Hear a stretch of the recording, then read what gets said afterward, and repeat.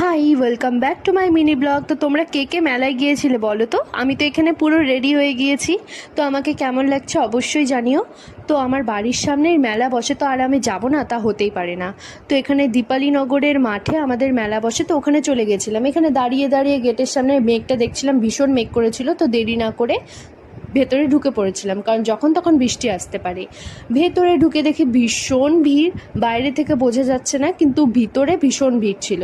তারপর দেরি না করে ঠাকুরের সামনে গিয়ে দর্শন করে ভোগ দিয়ে দিয়েছিলাম।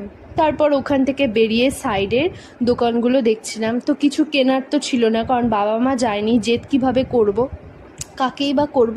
তো এখানে ঘুরছিলাম, ঘুরতে ঘুরতে এই তো ফ্রেন্ডের সাথে ঘুরছি। আর তোমরা কে কে মেলায় গিয়ে জিলেপি আর পাঁপড় ভাজা খাওনি বলো তো? আমি কিন্তু খেয়েছি। তো চলো, তারপর ওখান থেকে বেরিয়ে চলে গেছিলাম ফুডিজে।